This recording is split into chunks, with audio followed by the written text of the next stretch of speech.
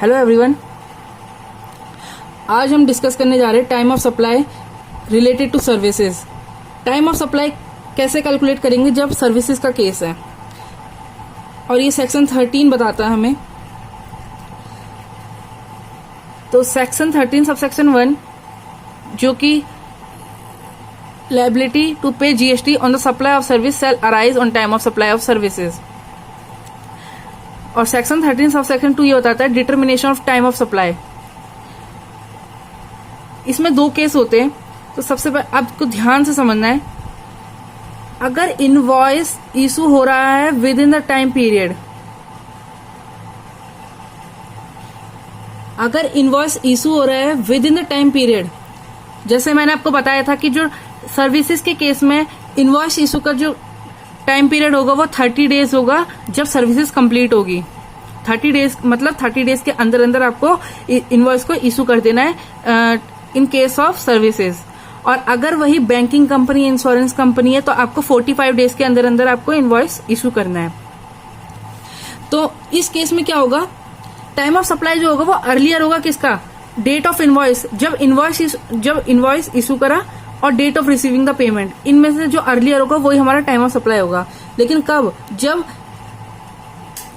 Invoice को with in the time period issue कर दिया है।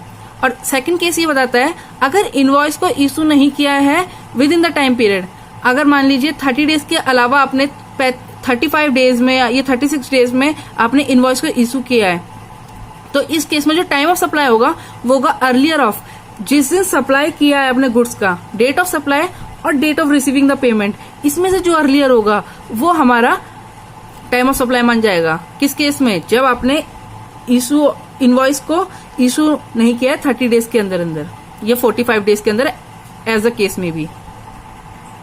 तो इसके ऊपर एक एग्जांपल देखते हैं जो कि बहुत इजी है। तो आइए देखते हैं।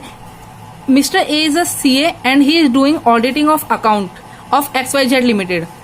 Mister A completed audit on 15 September 2018 and issue invoice on 3rd October 2018 and he got the payment on 31st October 2018.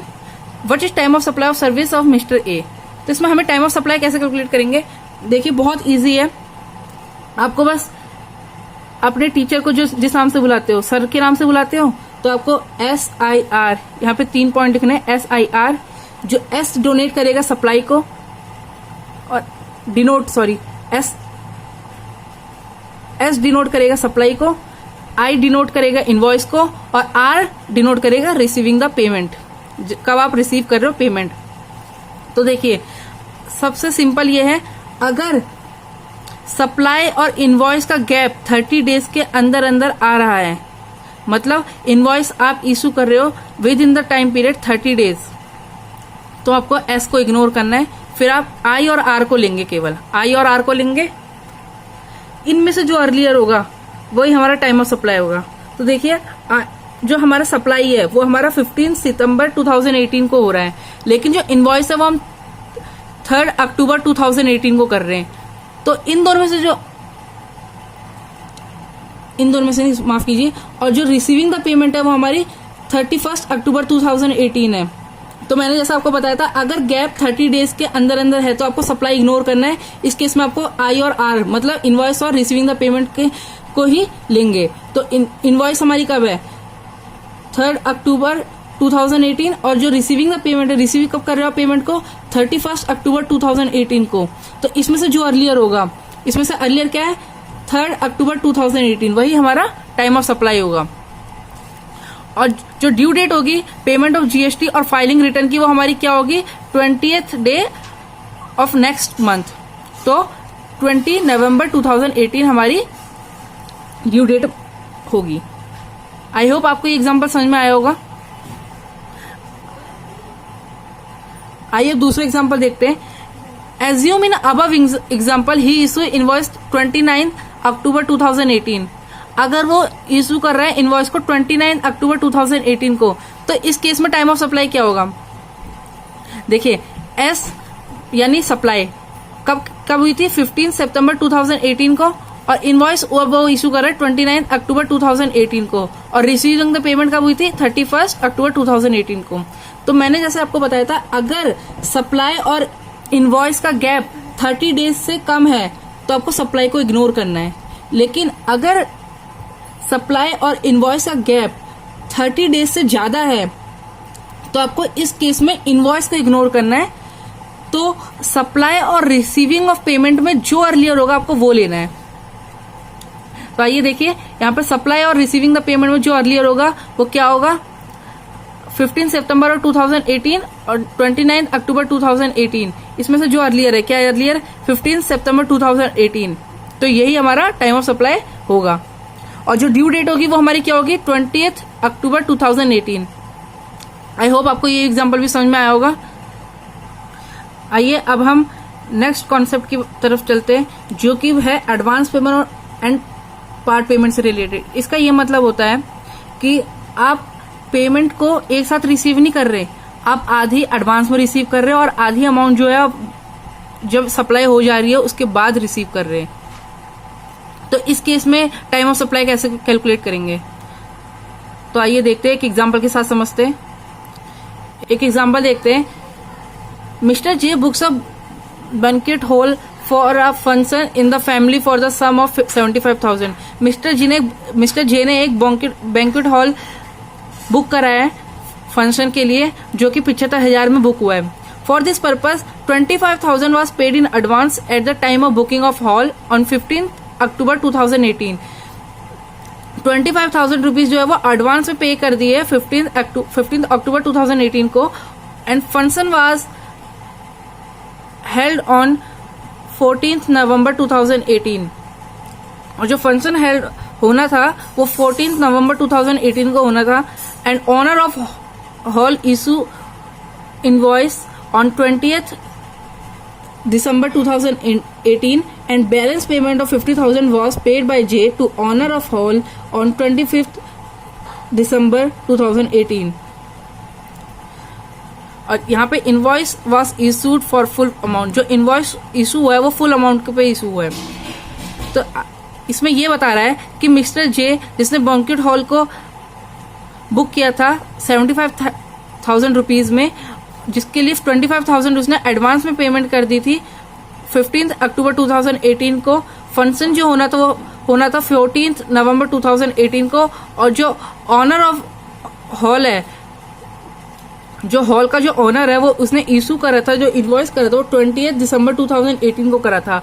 और जो बैलेंस पेमेंट हुई है 50,000 की, वो हुई है 25 दिसंबर 2018 को। तो इसमें हमें टाइम ऑफ सप्लाई कैलकुलेट करना है। तो आइए देखते हैं, बहुत इजी है। देखिए, सबसे पहले जो 75,000 जो है उसको आप दो भागों में बांट दीजिए, एक एडवांस मनी के तौर पे और एक जो फुल एंड फाइनल अमाउंट जो हुआ है। एडवांस मनी जो है 25,000 रुपीज दिए थे उसने, और जो फाइनल में जो उसने अमाउंट पे किया वो 50,000 रुपीज पे किया। तो एडवांस मनी का टाइम ऑफ सप्लाई अलग कैलकुलेट कर लीजिए, और जो फाइनल अमाउंट जो 50,000 हुआ है उसका टाइम ऑफ सप्लाई अलग कैलकुलेट कर लीजिए। तो देखिए, जो सप्लाई होनी थी वो कब होनी थी, मतलब फंक्शन कब हेल्ड होना था, वो होना था 14 नवंबर 2018 को, ठीक है। और जो इनवॉइस इशू है वो कब हुआ है 20 दिसंबर 2018 को इनवॉइस इशू हुआ है। और जो पेमेंट रिसीव हुई है एडवांस पेमेंट की, वो कब हुई है 15 अक्टूबर 2018 को रिसीव हुई है। तो देखिए, सप्लाई 14 को हुई है और इनवॉइस का इशू है 20 दिसंबर को हुआ है। तो ये जो गैप है वो 30 डेज से ज्यादा एक्सीड कर रहा है, ठीक है। तो इस केस में आपको इनवॉइस को इग्नोर करना है और आपको एस और आर से को लेना है। एस और आर में से जो अर्लियर होगा, क्या अर्लियर है 14 नवंबर और 15 अक्टूबर, इसमें से जो अर्लियर है वो 15 अक्टूबर है। तो 15 अक्टूबर हमारी टाइम ऑफ सप्लाई हो जाएगी, और जो ड्यू डेट होगा वो हमारा क्या होगा 20 नवंबर हमारी ड्यू डेट हो जाएगी जीएसटी और फाइल रिटर्न की। और इसी में देखिए, फुल और फाइनल अमाउंट जो 50,000 है उसके अलग कैलकुलेट कीजिए। इसमें SIR, इसमें जो सप्लाई है वो कब होनी है, वो तो 14 को ही होना है, वो तो एज इट इज रहेगा। और जो इनवॉइस जो इशू है वो भी एज इट इज रहेगा 20 दिसंबर। और जो रिसीविंग का पेमेंट है, जो पेमेंट रिसीव हो रहा है वो कब कर रहा है 25 दिसंबर 2012, क्योंकि लास्ट है अमाउंट वो 25 को इशू कर रहा है ना, वो सॉरी रिसीव कर रहे हैं ना। तो आइए इसमें जो गैप है, सप्लाई कब है 14 नवंबर, और जो इनवॉइस है वो क्या है 28 दिसंबर। इसमें भी जो गैप है वो 30 डेज से एक्सीड कर रहा है। तो इस केस में भी आपको इनवॉइस को इग्नोर करना है। तो इस केस में जो supply time of supply of service होगा वो हमारा SR और R, मतलब सप्लाई और रिसीविंग ऑफ पेमेंट में जो अर्लियर होगा वही हमारा टाइम ऑफ सप्लाई होगा। तो इसमें जो अर्लियर है वो हमारा है 14 नवंबर 2018, और जो हमारी जो ड्यू डेट होगी वो हमारी क्या होगी 20 दिसंबर। आई होप आपको ये एग्जांपल समझ में आया होगा। अगर आपको कोई भी डाउट इससे रिलेटेड होता है तो आप कमेंट सेक्शन में नीचे जरूर पूछ सकते हो। आई होप गाइज आपको ये वीडियो पसंद आई होगी। अगर आपको ये पसंद आती है तो आप लाइक कीजिए, शेयर कीजिए एंड सब्सक्राइब कीजिए।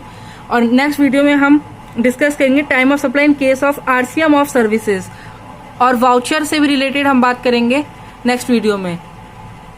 तो नेक्स्ट वीडियो में मिलते हैं।